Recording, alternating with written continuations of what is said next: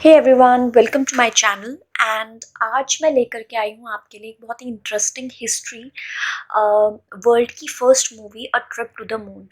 मैं इस मूवी के बारे में कुछ चीज़ें डिस्कस करूँगी आपसे। एक तो ये कब बनी थी, इट वाज मेड इन 1902 और ये साई-फाई मूवी थी। हाँ जी, दुनिया की पहली साइंस फिक्शन मूवी। एंड क्योंकि नाम से जैसे क्लियर है ट्रिप टू द मून, तो you can get an idea कि ये किस तरीके की मूवी होगी। और इस मूवी से आप ज़्यादा एक्सपेक्टेशंस ना लगाते हुए भी आपको बहुत सारी चीज़ें इसमें जो कि है देखने को मिलेगी। एंड अगर आप इसकी रेटिंग्स देखेंगे IMDb में, तो इस it has got 8.2 out of 10। Imagine उस टाइम पे जिस तरीके के आप सोच भी नहीं सकते थे, इतना विजनरी होकर के ये मूवी जो बनाई गई है ना, इट्स सो गुड। आपको ये मूवी ब्लैक एंड वाइट में यूट्यूब में आराम से मिल जाएगी। And it is a silent movie and it is 13 minute long movie. और इस मूवी में अगर आप फर्स्ट सीन में देखोगे तो बहुत सारे astronauts they are just plan कर रहे हैं कि हमें कोई रॉकेट लॉन्च करना चाहिए मून में। और हमें देखना चाहिए मून के अंदर क्या है क्या नहीं। अब इस मूवी की आपको खासियत अगर मैं बताऊं तो आपको सबसे ज़्यादा ये लगेगी कि ये मूवी जो की है एक कैमरा से ही शॉट किया गया, मीन्स टू से स्टिल आपको कोई पैनिंग नहीं दिखेगी। जैसे लेफ्ट पैन होता है, राइट पैन होता है, मतलब आपका जो कैमरा है बेसिकली वो मूव नहीं कर रहा है, वो एक ही जगह पर है। एंड कुछ एनिमेशंस का भी यूज़ किया गया है। अब आप इमेजिन कीजिए, उस टाइम पे एडिटिंग भी नहीं होती थी, इतना कुछ सॉफ्टवेयर्स डेवलप नहीं थे, उसके बावजूद they try to make such a wonderful, वो भी sci-fi movie. So it's a very commendable job done by George मिले।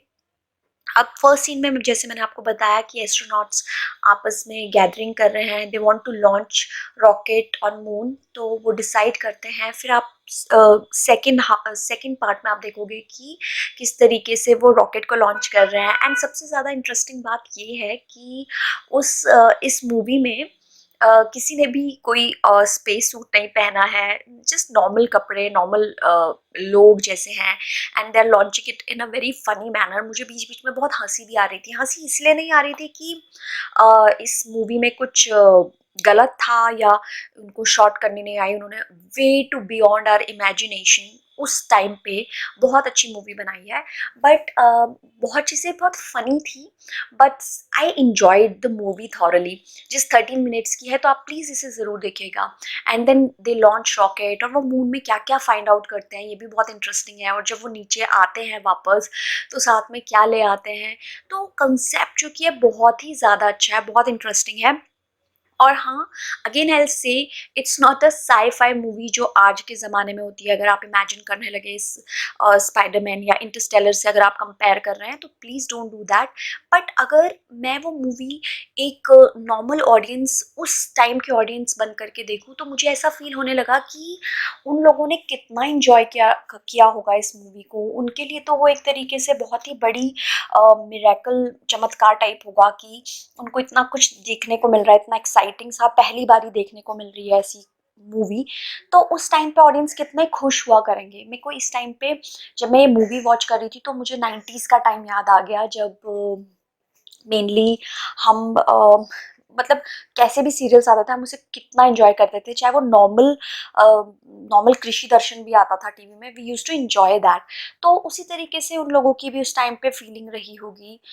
एंड अभी मैं रिसेंटली, और जब मैं थोड़ा बहुत रिसर्च कर रही थी इस मूवी के बारे में, तो मैंने देखा ये कलर्ड में भी, और साथ में म्यूजिक के साथ, मतलब आपका बैकग्राउंड साउंड जो कि है उसके साथ भी बनाई गई है। तो यू कैन वॉच इट कि वो कलर फिल्म कैसे लगती है। एंड कुछ पार्ट्स बहुत ही फनी तरीके से पोर्ट्रे किए गए हैं। जैसे मैं आपको एक नॉर्मल सा बताऊंगी कि जैसे रॉकेट लॉन्च होता है, तो वो सीधे जाकर के मून की आंख में जाकर के लगता है, मून स्टार्टेड क्राइंग। तो it was so funny to watch and I love the movie actually. और आई सजेस्ट यू, क्योंकि ये वर्ल्ड की फर्स्ट मूवी थी, तो it's a great achievement for our world कि इस तरीके की मूवी लॉन्च हुई।